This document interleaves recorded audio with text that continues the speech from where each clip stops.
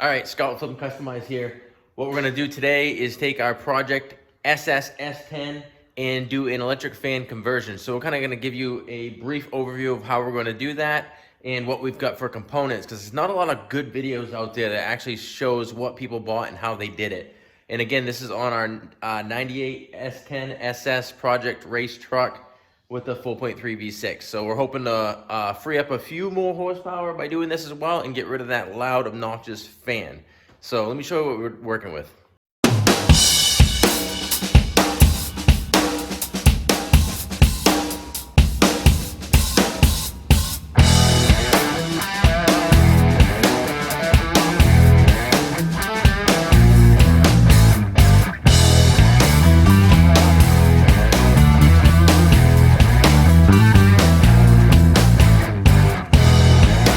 So here is our 4.3 V6. We did the AC delete on it a week ago with the Dorman pulley and pulley bracket to free up a few that way and lose 50 pounds off the weight of the truck.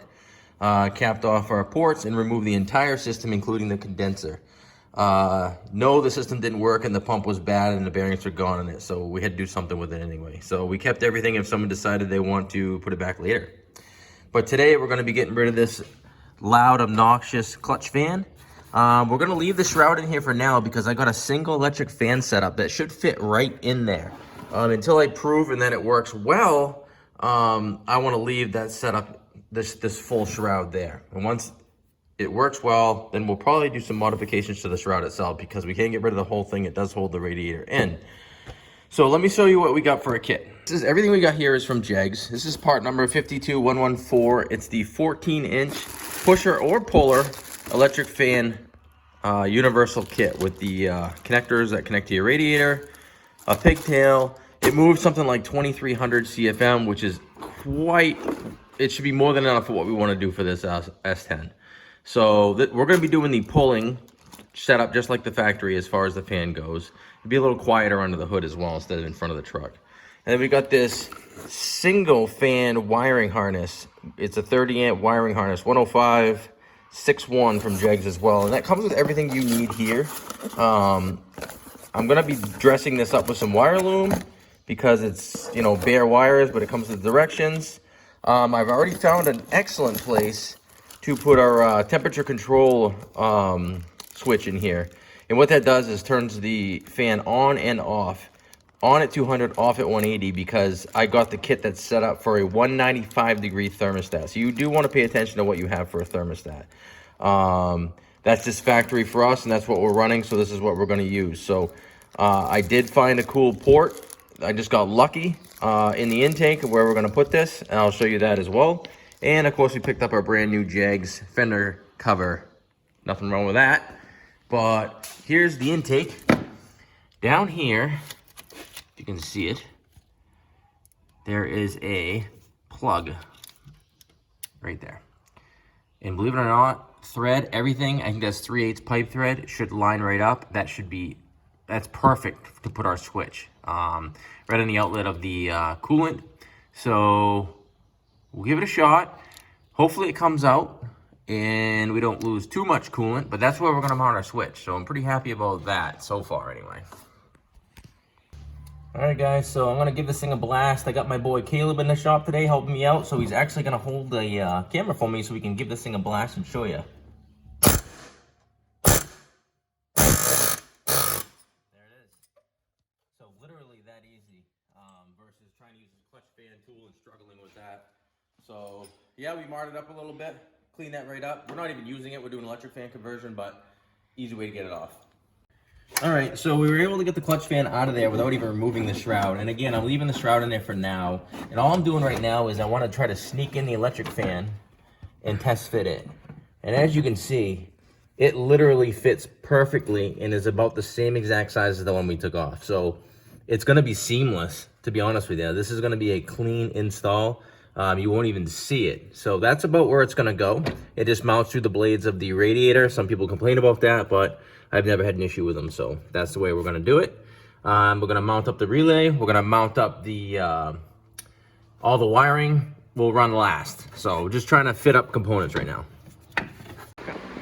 All right, guys, so what we did is we popped the radiator, we popped the front grill off to make it easier to get to the connectors for the electric fan that go through the radiator. So what we've done is we've slid the electric fan in, we've pushed the connectors through the radiator. There's instructions right in there. It's pretty easy. Make sure you use the spacers, which are little foam pieces that don't damage your radiator. Be careful routing these tabs for your radiator so you don't cause any damage. Some people hate on these. I've never had a problem with them, so that's what we're using. Once you get the fan all tightened down, you can go ahead and snip off the excess. Pop this back in, and as you can see over here, the fan is now mounted in here nicely, centered in the shroud with our pigtail that we're gonna do all our wiring last. We're just mounting all our components right now. So we've got our switch in, we've got our fan in. We're gonna do the relay next. All right, guys, so what we're doing is we're kind of mapping out where we're gonna mount the electrical components. I took the battery out of here just to make it easier to work, because I decided I want to mount the relay up over here, and then the circuit breaker probably someplace around here. And then I want to pull the power. These ones are hard to work off from as far as pulling power goes, so we'll probably take it. It's the same lead right off the back of the alternator and route it along here for the power, for the main power supply. So we're gonna go ahead and get this one mounted, then we can route some wires, make this happen. All right, guys, remember, just follow your wiring diagram that comes with your fan. Here's a good shot of it again. It's that easy. The pictorial makes it super, super, super easy. So just make sure at the end of the day, you got it wired up properly. One thing we did opt for is it comes with some basic electrical connectors and a different bung adapter here for your intake. Those are not waterproof, not for longevity. We opted for our own heat shrink connectors. So everything I do, I'm doing in the heat shrink to protect from water. And again, this is going to be our main power feed to our circuit breaker, and we're going to pull it off the back of the alternator, which is directly connected to the battery, just for ease. All right, there we go. Our add a circuit fuse tap is in, and the fuse that's in the bottom is the original fuse.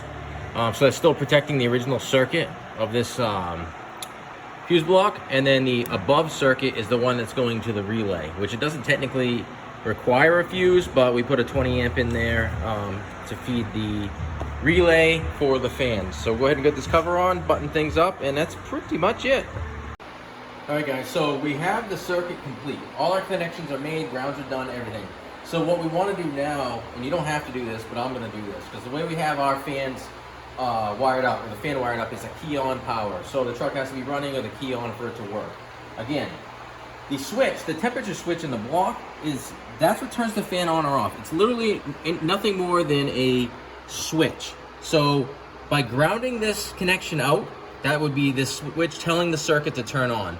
So what we'll do is we're going to turn the key on just to verify the circuit works. So we'll have a key on. So the circuit has power now. We're going to ground this wire. Just do a good ground. And then the fan should turn on, because that would mean the engine's up to temperature. Bingo. You guys hear that? Stuff's blowing around. We have fan movement. Real good movement, actually. It's awesome. So, our circuit works. So that was a good test that you can do before you get in here and let the engine run and try to come up to temperature normally, because then if you have to make any adjustments or changes or fix something, you're burning your arms all too heavy. So, we're good to go. We'll get things cleaned up.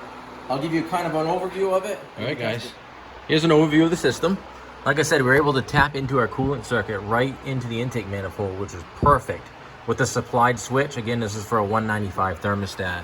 We went ahead to the firewall over here to the fender itself, and we wired up the relay and the circuit breaker. Get some light on here. And mounted those there, out of the way from everything. Took the battery out, which was a little easier. We pulled our main power from the back, the positive stud of the alternator, which is a direct feed off the battery, which piggybacked off of this. Everything was cleaned up with wire loom. And the electric fan is literally centered inside the original shroud. Like I said, I might modify this shroud a little later, but as of right now, we're gonna leave it the way it is just to prove the system works.